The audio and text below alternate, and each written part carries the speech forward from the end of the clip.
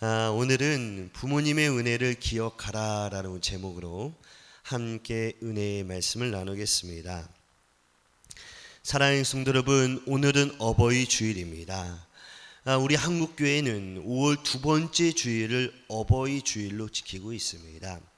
첫 번째 주일은 무엇이죠? 5월 첫 번째 주일 어린이 주일이에요. 그리고 두 번째 주일은 어버이 주일로 지키고 있습니다.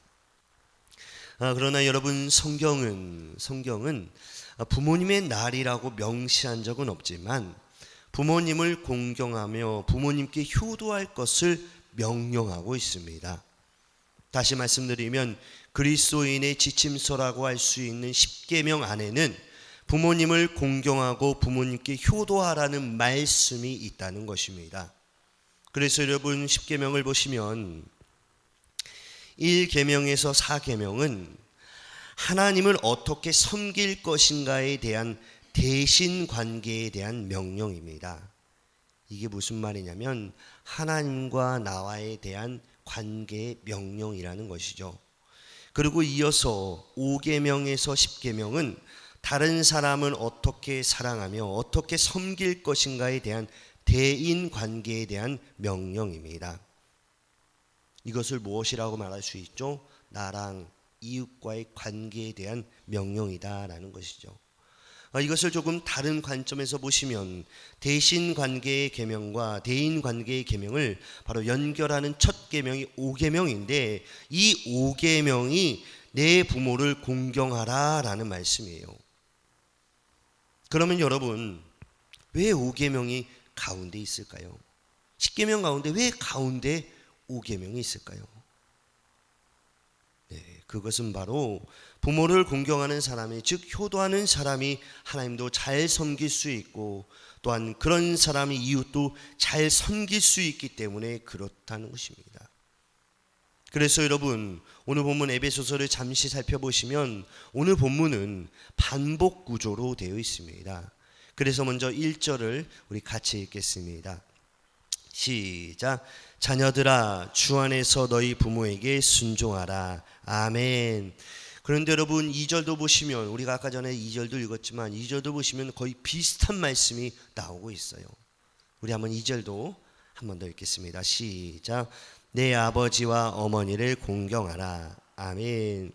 여러분, 1절과 2절을 같이 보시면 사실 글자만 약간 다르지 뜻은 같은 말입니다.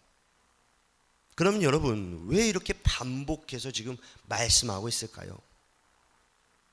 그것은 성경의 독특한 기록 방식 때문에 그렇습니다. 여러분, 유대인들은 어떤 글을 쓸 때 이런 독특한 방식으로 기록을 합니다. 그래서 신학자들은 이것을 뭐라고 말하냐면 병행, 영어로는 패럴 이렇게 이야기합니다. 그런데 여러분, 중요한 것은 왜 이렇게 반복적으로 쓰냐라는 거예요. 다시 말씀드리면 어떠한 상황일 때 이런 반복 어구를 사용하냐라는 거예요. 여러분, 우리도 자세히 보면 우리의 삶 가운데, 우리의 생활 가운데 우리가 무엇인가 강조할 때, 그죠? 강조할 때 그때 했던 말을 또 하거나 아니면 어떻습니까? 중요한 내용을 말할 때 우리는 계속해서 반복해서 말합니다. 즉, 강조할 때나 구체적인 의미를 풀어줄 때 그때 반복적인 구조를 사용한다는 것이죠. 그래서 오늘 본문도 이 반복적인 말씀은 특별히 하나님께서 우리에게 중요한 말씀이다라는 것을 각인시켜주기 위해서 계속해서 지금 말씀하고 있다는 것입니다. 여러분, 아까 전에 10계명을 우리가 한번 봤는데요, 이 10계명에 5계명은 뭐라고 써 있습니까? 기억하시죠? 네, 눈치를 보니 살짝 모르시는 분들도 있은 것 같아요. 여러분, 5계명이 뭐라고 써 있으면 내 부모를 순종하라 아니면 공경하라, 뭐라고 써 있을까요? 네, 내 부모를 공경하라, 내 아버지 어머니를 공경하라, 이렇게 말씀하고 있습니다. 그러면 여러분, 이 5계명의 의미가 구체적인 무슨 뜻을 가지고 있을까요? 그 의미는 바로 오늘 본문에서 풀어주고 있습니다. 쉽게 말하면 십계명의 특별히 5계명의 이 내 부모를 공경하라, 이 말씀이 우리가 후에 읽었던 에베소서 6장 말씀의 풀이라는 뜻입니다. 여러분, 사실 우리들에게 가장 가까운 혈육은 말할 필요 없이 부모님입니다. 그리고 우리에게 많은 영향을 주신 분도 당연히 부모님이죠. 그 이유는 한국은 유교적인 가르침 때문에 부모님에게 효도하는 것이 모든 윤리와 모든 도덕적인 근본으로 알고 있습니다. 그러나 여러분, 지금 이 시대는 어떻습니까? 사회적 변화에 따라, 그죠? 시대적 변화에 따라 많이 변하고 많이 미약해졌습니다. 또한 불안해진, 또한 복잡해진 사회 구성과 생활 변화에 따라서 윤리적인 생활이 완전히 어때요? 바닥을 치고 있는 사회를 살아가고 있다는 것이죠. 그래서 지금 이 시대는 부모님을 공경하는 효심은 점점 사라지는 그런 시대가 되었다고 해도 과언이 아닙니다. 여러분, 그러나 기독교는 효도를 주장하는 종교입니다. 여러분, 출애굽기 20장을 보시면 모세가 시내산에서 하나님께 10계명을 받았습니다. 근데 10계명을 보시면, 우리도 아까 전에 봤지만 10계명을 보시면 5계명을 뺀 모든 계명은 지키지 않으면 하나님께서 형벌한다고 다 말씀하셨어요. 모세가 시내산에 올라가서 하나님께 10계명을 받았습니다. 그래서 이 10계명을 줬는데, 이 10계명을 자세히 보시면 5계명을 뺀 나머지 계명은 모두 하나님께서 이 계명을 지키지 않으면 형벌을 준다, 벌을 준다, 이렇게 말씀하고 있어요. 그러나 5계명은 어떻다고요? 그런 형벌이 없다는 것입니다. 다시 말씀드리면, 내가 부모님을 공경하면 5계명이죠. 내가 세상에서 잘되고 장수한다라고 말씀하고 있습니다. 우리 한번 이 본문을 찾아보겠습니다. 출애굽기 20장 12절 말씀입니다. 같이 읽겠습니다. 시작. 내 부모를 공경하라. 그리하면 내 하나님 여호와가 내게 준 땅에서 내 생명이 길리라. 아멘. 그래서 여러분, 저는 오늘 말씀을 통하여 부모의 공경과 효도를 위한 3가지 은혜를 방법을 짧게 나누기 원합니다. 그리고 이 은혜를 통하여 우리의 삶에 하나님께 축복을 받는 귀한 인생이 되시기를 간절히 축원합니다.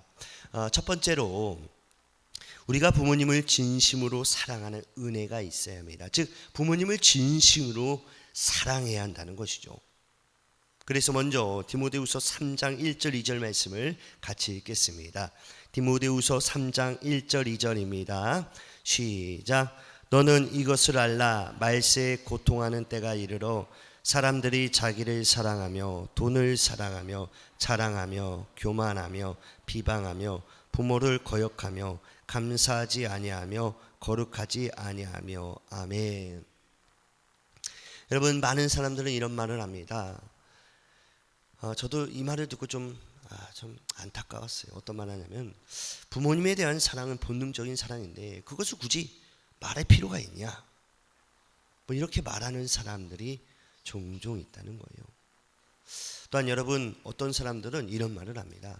저도 이런 말을 가끔씩 듣습니다. 청년들을 통해서, 아니면 저와 나이가 비슷한 40대 이런 사람들을 통해서 가끔씩 이런 말을 들어요. 어떤 말을 듣냐면, 부모가 나에게 무엇을 해줬는데 내가 왜 부모에게 충성해야 되냐, 효도해야 되냐, 이런 말을 하는 사람들이 있다는 거예요.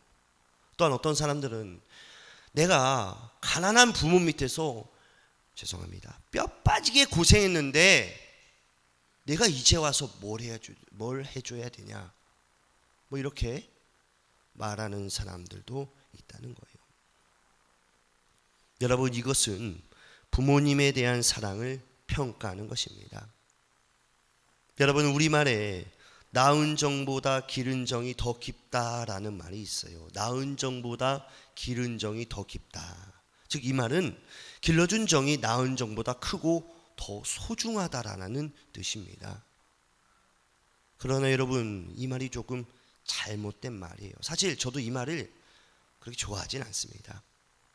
여러분, 부모님께서 우리를 어떻게 길러주셨는가, 여기에 우리가 포커스를 맞추고 우리가 바라본다면 부모님에 대한 태도는 많은 영향을 받을 거예요. 즉 부모님이 어려운 환경에서 우리를 키워주면 어떻게 되는 거예요? 잘못 키운 것이죠. 부모님이 풍족한 환경에서 우리를 키워주면 어떤 것입니까? 우리를 잘 키우게 된 것입니다. 여러분, 이러한 논리는 잘못된 것입니다. 여러분, 어려운 환경이든 좋은 환경이든 부모님이 우리를 품고 낳아주신 것 자체가 이미 하나님 안에서 큰 축복을 받는 줄 믿으시기 바랍니다. 사실 여러분, 부모님에 대한 좋은 추억을 가진 사람은 행복한 사람이에요. 부모님의 사랑을 많이 받은 사람은 행복한 사람입니다. 그러나 여러분, 요즘 시대는 어떻습니까? 부모님에 대한 좋지 않은 추억과 슬픈 추억을 가진 사람이 많이 있다는 거예요. 그 이유는 시대적으로 많이 변질돼서 그렇습니다. 제가 예전에 몇 번씩 말씀드렸는데요. 제 친구 중에 이혼 전문 변호사가 있는데, 전문 변호사라고 하니까 좀 그러네요, 억양상. 근데 이 변호사가 있는데 이 친구 이야기를 가끔씩 들으면, 이 친구가 이혼하려고 남편이 오거나 아내가 오면 이 사람들의 이야기를 들을 때 꼭 묻는 질문이 있대요. 무엇을 묻냐면 가정사에 대해서 묻는데요. 어떤 환경에서 자랐는지. 제가 물어봤어요. 그게 소송이랑 관련이 있냐 했더니, 그게 그 가정사를 들으면 소송을 준비하는데 많은 것이 도움이 된다라는 거예요. 첫 번째로 빨리 이해하고, 그 다음 그 사람에 대해서 더 빨리 자료를 수집할 수 있다는 것입니다. 제가 이 말을 들을 때 좀 씁쓸하더라고요. 여러분, 많은 건 그렇지 않지만 대부분 그런 사람들을 보면 가정사가 좀 온전치 못합니다. 아버지를 통해서, 어머니를 통해서 많은 아픔과 상처가 있다는 거예요. 그래서 가정을 이루어도 그 상처에 대해서 많은 갈망이 있기 때문에 서로 의견이 맞지 않을 때가 많다는 거예요. 그래서 충돌하고 결국 헤어지는 경우도 있다는 것입니다. 그런데 여러분, 중요한 것은 무엇이냐면, 그런 사람들은 부모님을 기억할 때마다 부모님이 잘 길러주지 못했다는 그 기억으로 부모님과의 관계를 더 어렵게 만들어 간다는 것입니다. 그러나 여러분, 상황이 어찌되었든 성경에서는 내 부모를 공경하라, 이것이 주 안에서 옳은 것이니라, 이렇게 하나님께서 명령하셨으므로 좋은 추억을 가졌든 나쁜 추억을 가졌든 우리는 부모님을 공경하고 우리는 부모님을 효도해야 되는 줄 믿으시기 바랍니다. 그리고 이것이 축복의 시작점인 줄 믿으시기 바랍니다. 두 번째로, 부모님에게 필요한 것을 공급해 드려야 합니다. 그래서 디모데전서 5장 8절 말씀을 보시면 우리 같이 읽겠습니다. 시작. 누구든지 자기 친족, 특히 자기 가족을 돌보지 아니하면 믿음을 배반한 자요 불신자보다 더 악한 자니라. 아멘. 여러분, 말씀을 자세히 보시면, 우리가 지금 방금 읽었던 말씀을 자세히 보시면 뭐라고 말씀하고 있습니까? 가족을, 내가 믿음이 있어요. 예를 들어 내가 믿음이 아주 좋습니다. 집사님이고 장모님이고 권사님이에요. 예를 들면 목사고 믿음이 좋습니다. 그런데 여러분, 이런 직분을 갖고 있고 믿음이 좋은데 내가 가족을 돌보지 않고 부모님을 멸시하고 잘 돌보지 않으면 어떻다는 거예요? 믿음을 배반하는 자라는 거예요. 그리고 뭐라고 말씀하고 있습니까? 불신자보다 더 악한 자니라 라고 지금 말씀하고 있다는 거예요. 여러분, 정신적으로 부모님을 위로하고 힘을 주기 위해서는, 만약에 부모님이 물질이 필요하다면 물질적으로 도움을 드리고 은혜를 나누는 것이 부모님에게 효도하는 축복의 길을 쌓는 것입니다. 그래서 잠언서 23장 25절 말씀을 보시면 같이 읽겠습니다. 시작. 내 부모를 즐겁게 하며 너 낳은 어미를 기쁘게 하라. 아멘. 여러분, 우리가 부모에게 효도를 하면 하나님이 우리에게 반드시 복을 주시는데, 오늘 본문 말씀이죠. 출애굽기 20장 12절 말씀 뭐라고 말씀하고 있습니까?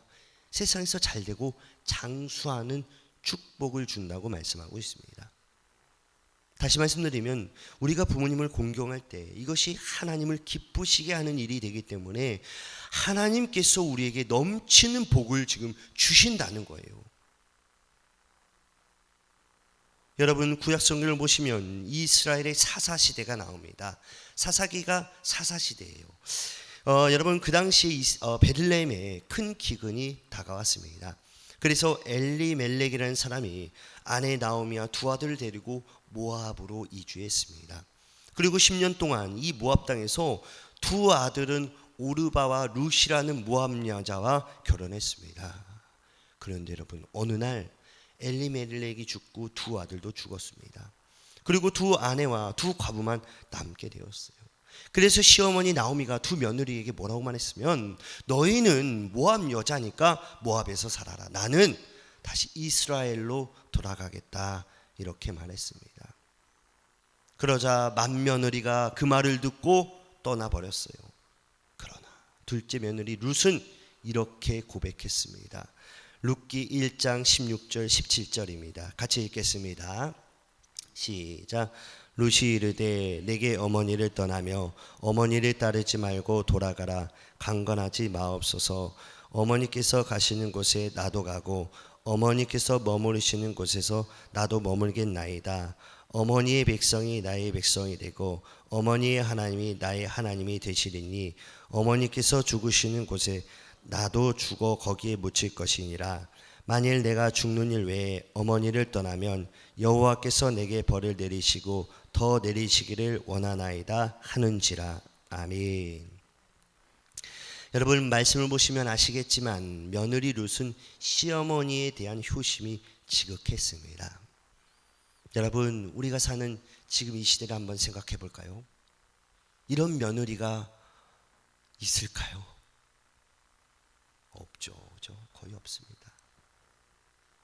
찾기도 힘들죠. 오히려 요즘 시어머니들은 이런 마음을 가지고 살 거예요. 며느리랑 싸우지 않으면 좋다, 갈등만 없어도 되겠다, 이런 시대가 지금 되었다는 거예요. 여러분, 성경에서 모세 율법을 보시면 모압인은 이스라엘 총회에 못 들어간다라는 말씀이 있습니다. 여러분, 이게 무슨 말이냐면 모압 사람은 절대로 이스라엘 사람이, 이스라엘 백성이 될 수 없다라는 말이에요. 우리 한번 이 본문을 찾아보겠습니다. 신명기 23장 3절 말씀입니다. 같이 읽습니다. 시작. 암몬 사람과 모압 사람은 여호와의 총회에 들어오지 못하리니 그들에게 속한 자는 10대뿐 아니라 영원히 여호와의 총회에 들어오지 못하리라. 아멘. 근데 여러분, 오늘 말씀의 룻은 어땠습니까? 모압 여자지만 어머니를 따라서 베들레헴으로 들어갔어요. 즉 이스라엘로 왔다는 것입니다. 그리고 그녀는 열심히 어머니를 섬겼습니다. 결국 그 결과 룻은 어머니를 돕다가 하나님의 은총으로 부유한 농부인 보아스를 만나게 되었어요. 그리고 보아스와 결혼하고 그 후 다윗의 증조 할머니가 된 것입니다. 나중에는 예수님의 족보의 이름을 올리는 영광을 누리게 된 것이라는 것이죠. 여러분, 사실 제가 아까 전에도 말씀드렸지만 이 모압 여자는 이 구약 시대랑 신약 시대가 너무 다릅니다. 구약 시대는 하나님이 택하신 족속 외에는 다 저주받은 백성입니다. 하나님이 구원할 수도 없어요. 이 백성들은 이미 끝난 백성들입니다. 이런 모압 백성이 하나님의 계월에 들어오고 하나님 안에 들어왔다는 것입니다. 그래서 여러분, 효는 하나님의 율법조차도 통과된 거예요. 다시 말씀드리면 절대로 모압 사람이나 암몬 사람은 이스라엘 백성이 될 수 없습니다. 그러나 그럼에도 불구하고 이스라엘 백성이 된 것뿐만 아니라 다윗의 조상이 되고 예수 그리스도의 혈통에 들어간 위대한 여인이 되는 것을 믿으시기 바랍니다. 왜냐하면 바로 이 효가 하나님의 율법을, 하나님의 법을 초월했기 때문이십니다. 여러분, 하나님의 법을 초월했다는 것은 이 당시에는 엄청난 일이에요. 예를 들면 이런 것이죠. 우리의 삶 가운데 우리가 여러 가지 고난과 어려움이 있습니다. 왜요? 우리의 죄 때문에. 예를 들면요, 우리의 죄 때문에. 그래서 하나님이 우리에게 형벌과 징벌을 주셨어요. 그런데 우리가 그러나 하나님의 말씀 가운데 오늘 읽었던 말씀 5절 뭡니까? 부모님을 계속해서 우리가 잘 받들이고 효를 하고 있어요. 그러면 어떻다는 거예요? 그 모든 죄를 사하시고 우리에게 큰 축복을 주실 수 있다는 것입니다.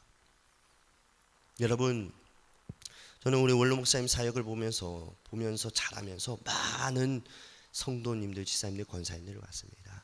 여러분, 참 신기한 것 중에 하나가 무엇이냐면, 제가 어버이 때 이때 꼭 많이 생각나는 거예요. 어떤 사람들이 생각나면, 정말 믿음 생활을 열심히 하는데 부모님을 잘 공경하지 못하는 사람들이 있어요. 저도 듣는 귀가 있거든요.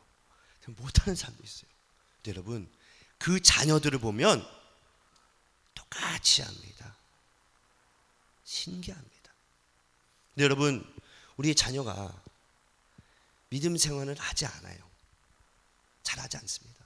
그러나 부모님을 늘 찾아뵙고 부모님에게 잘 효도를 합니다. 그러면 그 자녀들은 어떨까요? 정말로 부모님을 따라서 잘 효도를 합니다. 저희가 요양을 하면서 또 저는 많이 봅니다. 많이 봤어요. 그런 분들을 많이 봤습니다. 여러분, 그래서 우리가 어떻게 해야 되냐, 오늘 말씀을 통하여 우리 부모님을 잘 순종하며 잘 공경한다면 하나님께서 하나님의 때에 우리에게도 놀라운 축복을 주시는 줄 믿으시기 바랍니다. 세 번째로, 부모님의 마음을 편안하게 해드려야 합니다.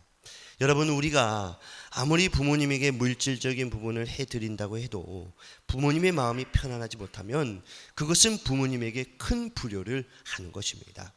그래서 디모데후서 3장 1절에서 2절 말씀을 다시 보시면, 우리 다시 한번 읽겠습니다.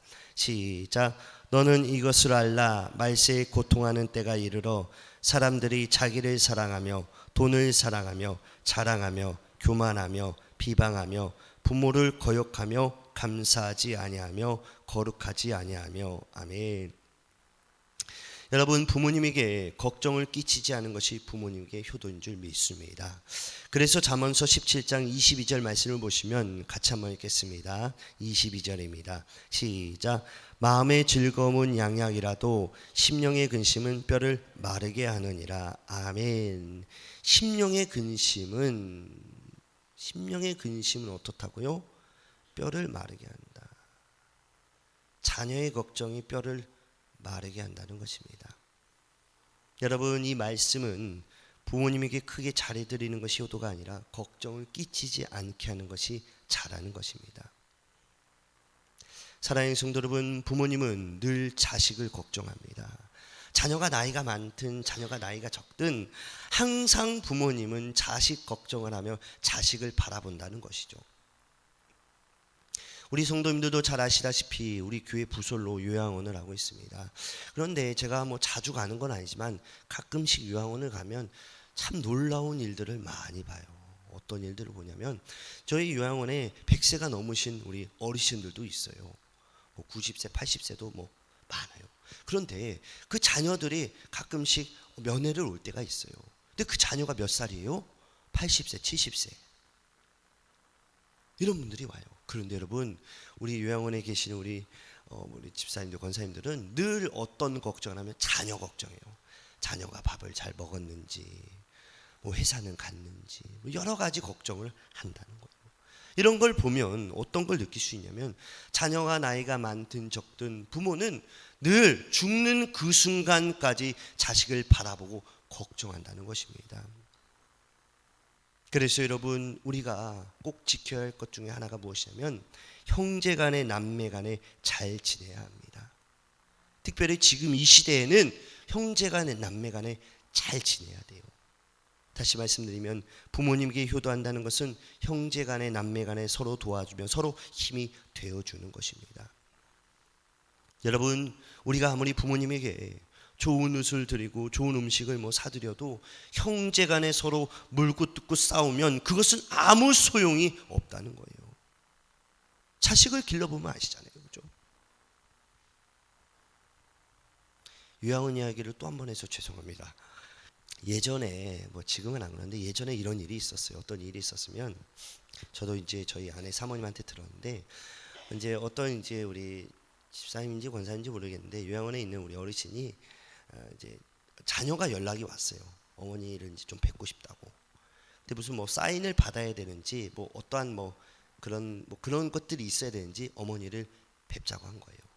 그런데 조금 있다가 또 다른 아들이 전화가 와요. 딸인지 아들인지 뭐 정확히 기억 안 나는데 전화가 와요. 그 사람도 보겠다는 거예요. 뭐예요? 이미 무엇인가 어머니가 갖고 있기 때문에 그것을 가져가겠다는 거예요. 그런데 이 둘이 제가 듣기로는 사이가 안 좋습니다. 사이가 상당히 안 좋아요. 그러면 그 부모 입장에서 어떨까요? 가슴이 아프죠. 가슴이 아마 찢어질 것입니다. 그래서 로마서 12장 10절 말씀을 보시면 우리 같이 한번 읽겠습니다. 시작. 형제를 사랑하여 서로 우애하고 존경하기를 서로 먼저 하며. 아멘. 서로 먼저 뭐예요? 존경하라는 거예요. 여러분, 저도 뭐 부끄러울 수도 있지만 저도 제 동생이랑 가끔씩 싸웁니다. 커서도 싸워요. 뭐 이야기하다 서로 뭐 좀 마음이랑 뜻이 안 맞으면 서로 먼저 끊습니다. 바쁘다.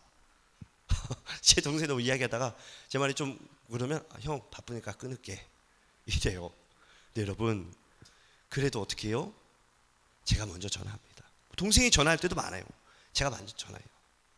미안하다, 이런 말 미안해 이러면서 이제 한다는 거예요. 왜 그래요? 부모님을 위해서, 부모님의 효를 위해서.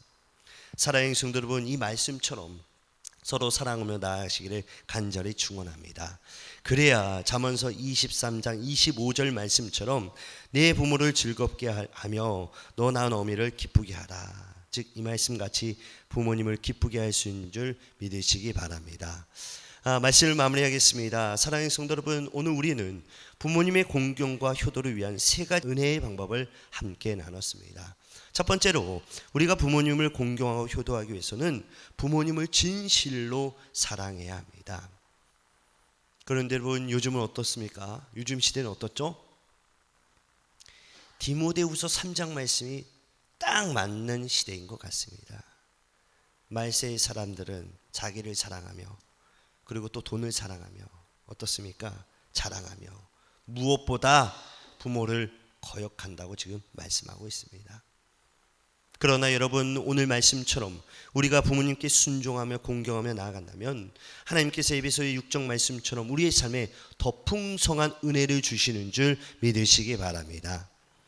두 번째로 우리가 부모님에게 효도하기 위해서는 부모님이 필요한 모든 것을 공급해 드려야 합니다. 그래서 우리가 어떻게 해야 합니까? 부모님께 자주 연락드려야 돼요. 여러분, 저는 우리 원로 목사님도 앞에 계시지만 저는 우리 원로 목사님 전화를 다 받습니다. 이게 무슨 말인지 모르시죠? 우리 원로 목사님이 저에게 전화를 하루에 많이 하셔요. 많이 하셔요. 저는 다 받습니다. 못 받으면 바로 또 뭐 문자도 보내기도 하고 전화도 해요. 그러나 여러분, 제가 부족하지만 정말 부끄럽지만 가끔씩 안 받을 때도 있어요.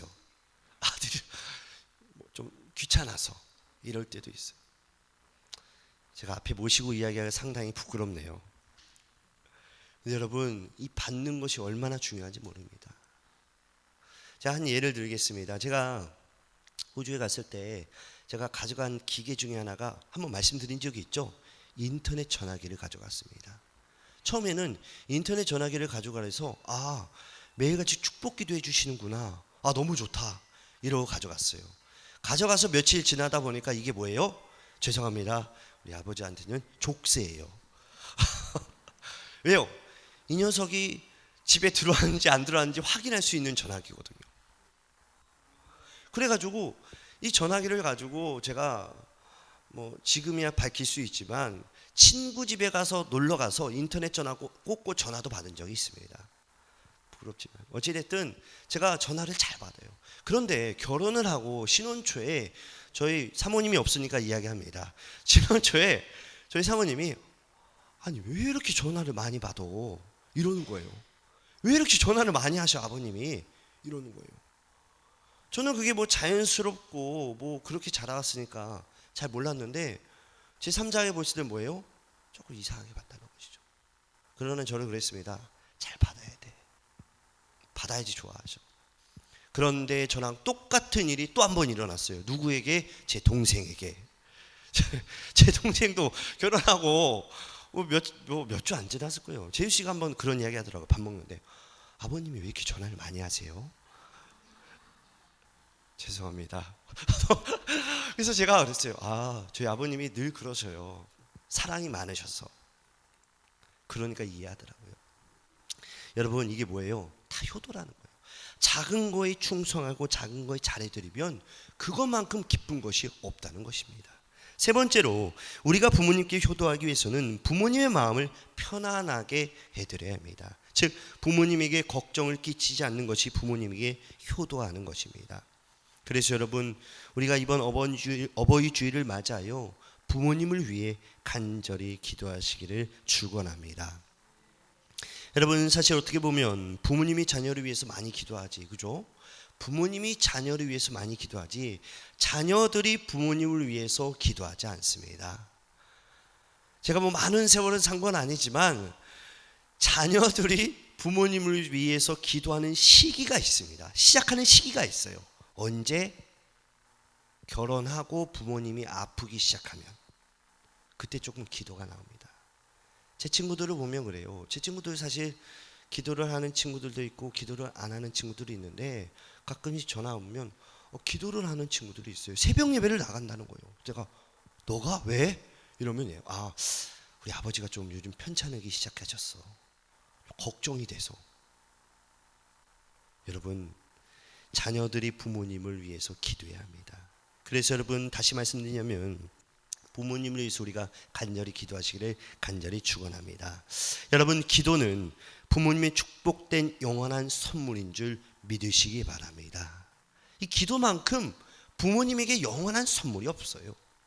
그래서 여러분, 돌아오는 주도 하나의 은혜 가운데 사시면서 부모님을 위해서 꼭 기도하는 우리 귀한 성도님들 되시기를 간절히 축복합니다. 아멘.